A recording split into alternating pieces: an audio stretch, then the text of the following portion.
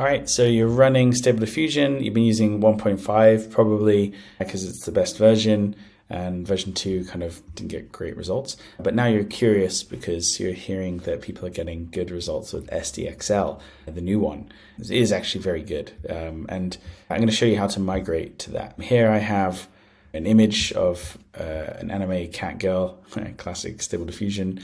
And I'm just going to save the seed here. And then we've done 30 sampling steps, and this was a Euler A sampling method. We're going to run the exact same prompt, but with SDXL. So let's get it set up.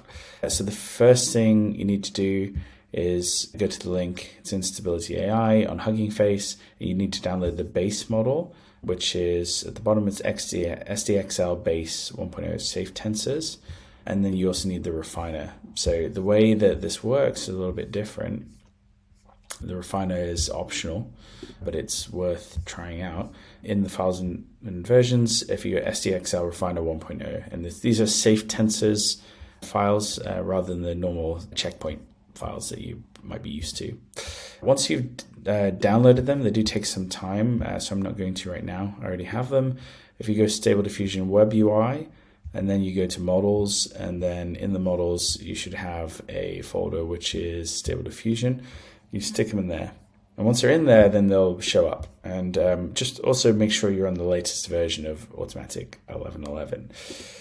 Cool. We have that working. This is version 1.5. Let's upgrade to SDXL. So first thing we need to do is in my terminal, I'm just going to Control-C to get rid of that, stop it running.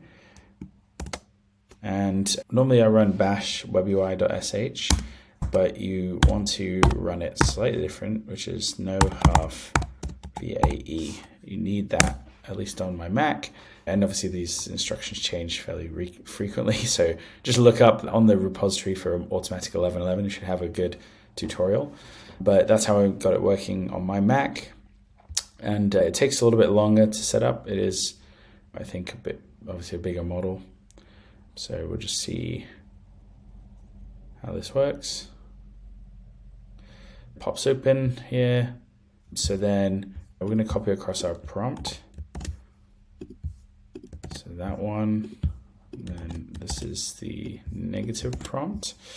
We're going to do 30 checkpoints. And then there's one thing we have to change here. Instead of 512, we need to make it 1024 by 1024. I just have a preset saved here using an extension, but you can just type that in.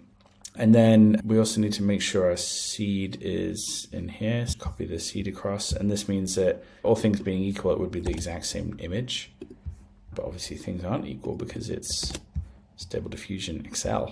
That's everything we need to change apart from the refiner. The refiner model, where that comes in, is if you click in here and choose refiner, and you should need to up here actually, sorry, change this to the base. What the refiner does is the base will actually generate the composition of the image, but then the refiner switches over to the refiner at some point to add the fine details. So they've divided and conquered there with two different models, and one's really good at generating the base image and the other is really good at refining the image, hence the names. And we're also going to set this to 0.6. You can experiment with this, but basically what this means is in the 30 sampling steps, when you get 60% of the way through, it's going to switch over to the refiner model. You can experiment with this and see what type of results you get. Okay, I'm going to hit generate, and hopefully this works. We'll be able to see the image in a few minutes. Okay, it's almost done. It's been going for a few minutes now. It should be done in a second.